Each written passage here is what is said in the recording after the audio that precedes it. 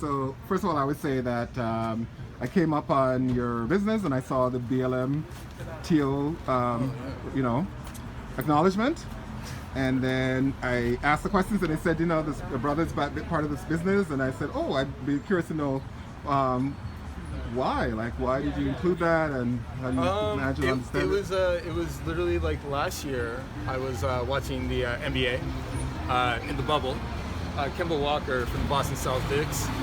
They let people put their own like kind of messages on the back, and his was "Love Us," and then I own Loveless, and I was like, yeah, like that's a good play on words. It's also like how I feel.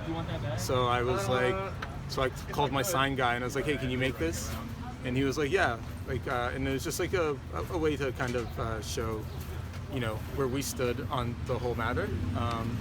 A lot of the my coworkers here went marching last year, and I myself participated in a few. So yeah, it was just very like. Also, I lived in Atlanta for 10 years. So I was born here, but I moved to Atlanta when I was 14. When I got there, it was the murder capital of the world. Murder capital of the country, and then the next year was the shooting capital of the country. So I just like felt like an affinity to that. Yeah. So that was it. That's why that happened. It was just I was trying to find a good way to participate without kind of being like over preachy, and I don't know, whatever. I just like wanted to like let it be known, but like not, make it like a big thing. But whatever. It was just like it was a solidarity. And so that was that about the name change. Right. So. And what's your family background? Like you say, my family's from Jamaica, but they went to England. My mother was born in Brighton. Right. Then they moved over here when she was like 5. But big Jamaican ties. Browntown. I would say Browntown. And my dad's Brownstown, yeah. Yeah, St. Anne. That's kind of where my family's from too. Yeah. And then my dad's from Dominica, so. So you're a hybrid. You're like one of those great multiple mixes. There's always a fight over dinner and who does what. So if we get one Trinidadian in there, we're in trouble. That's just like my background. And grew up here in Canada. Also moved into Atlanta. So I've had lucky enough to have like a lot of different people influence my decisions and choices. And getting into business like this and owning a business, right? Is that important? Like because for a lot of people now, everybody's trying to kind of own a business and do their thing. And for you, was it like something that was historically part of how your family thought about things, or you just on your own? No, it was like I was working at a bar. I was mopping someone else's floor. Right. And I was like, I want to mop my own floor, and then I didn't spend a lot of money to mop my own floor. But yeah, it was just like I wasn't a really good student, so I only had a few cards to play, so kind of doubled down on the one I knew the best, which was hospitality and serving people, ironically. So yeah, that was. But it wasn't. It was like really organic. Like I didn't think it would be this. Like I thought it'd be like an investment. We'd flip it and then blah blah blah. And I didn't expect to get like super invested into all the. Like I didn't expect to be. I've owned bars for like the last 12 years. And I had a bar across the street, and then I got this bar, and then I got Tommy. So it was just kind of. How did it evolve like that? Is it like a plan, or just sort of as need occurred? And then I think of the concepts of the different ones. Is there a different concept that you'd say?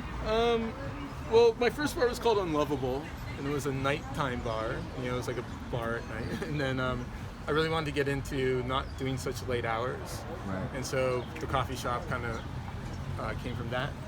And then Tommy's was just like, I don't know, there's like a lot of opportunity, and when you see it, and if you can take it, and you can get the right rent, and you can have a concept and have an idea, it kind of like just, it moves itself. Sometimes a lot of people talk about like things getting away from them, right, because it's like moving its own trajectory. So yeah, my thing was just kind of like, I had an idea, and then I would go and with Tommy's, I was like, I saw a for rent sign right by my house. I was like, hey, like, what is it? And then we looked at it and got everyone to like, call the architect, call the HVAC guy, and was like, can this have a liquor license? And like, that's how it went. There's not a lot of money in this business for an owner.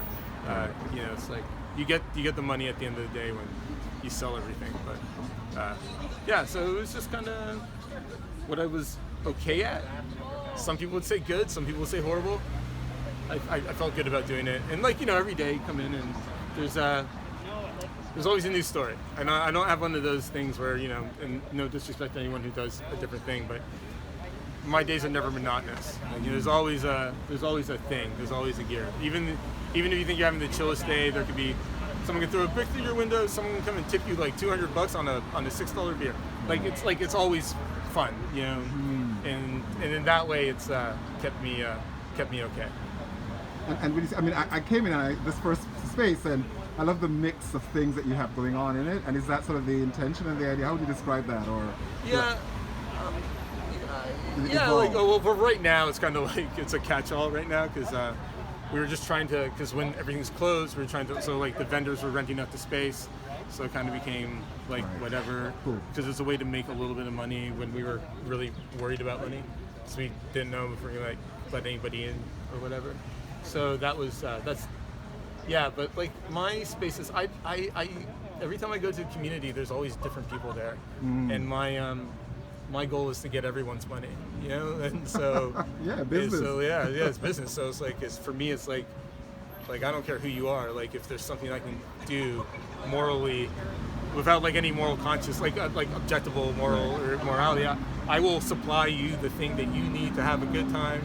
And as long as you're having a good time, and the people around you are having a good time, like we all gotta like kind of mix together and like make this thing work. So I've never like wanted to operate in like, you know, absolutes.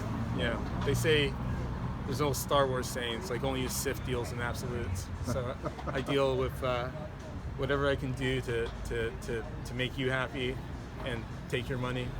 That's what I'm going to try to do. I hope you have a good time doing it. Like, I feel good when people are like, "Oh yeah, take my money." I'm like, "Oh cool, you had a good time. That's great." Like that's it. Like it's still a business, but it's also kind of fun. So try to keep it like that. And what's your next plans? Is there something else opening up, or the ideas about the business? You don't want to talk about it? Yeah. Yeah, I can't Listen, talk about it. keep it close to your. Yeah, I can't talk about it.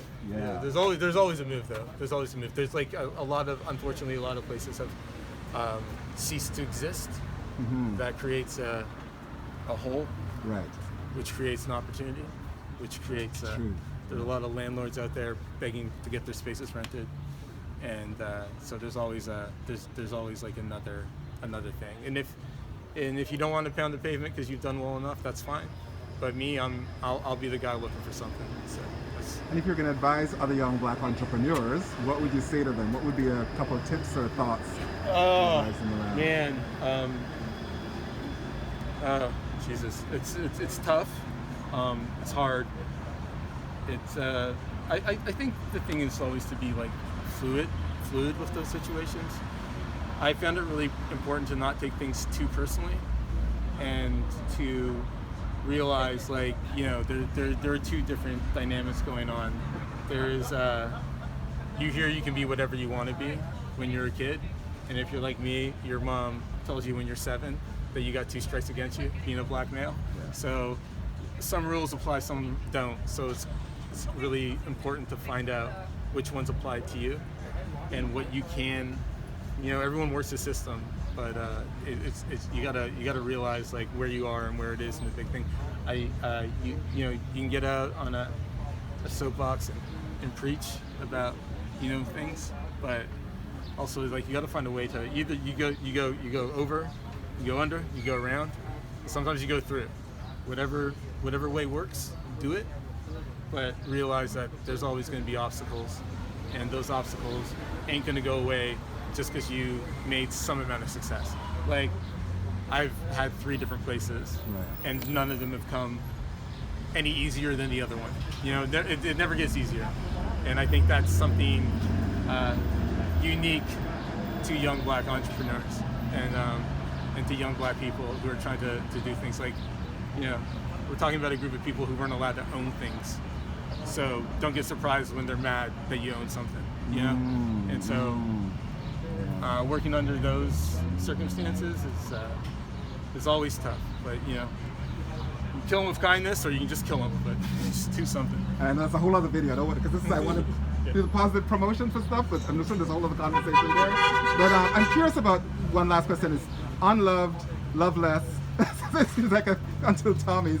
Is there anything to that?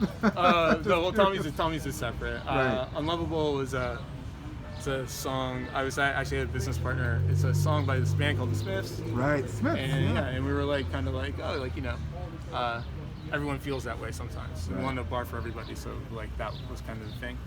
And then Loveless is an album by this band called My Bloody Valentine, an album Right. I love. Check it out. We will. And it's like, but it's like a more fully developed idea. So yeah, we were just kind of playing on words. And then Tommy's was just like the sign. It used to be like a variety store, and I looked into taking down the sign, and it was too expensive. So I said, leave the sign up or call it Tommy's, and that was it. Beautiful. That was Beautiful. So thank you very much. Just your name and. My name is Jamal Watson. I am the owner of Loveus Cafe and of Tommy's Wine Bar, both located on Dundas Strip. Loveless is at 1430 Dundas. Tommy's is in 1977 Dundas, and I used to own Unlovable, which was across the street. But I don't own it anymore, so why talk about it? Yeah, that's it. Great. Thank you so much. Thank you for talking to me. Thank you. Sorry, what's your Have a name? good evening. All right, I just want to do some shots. Sorry, what's your name? Douglas. I'll come back and give you my information. Yeah. And so you know. Yeah, I'm Douglas.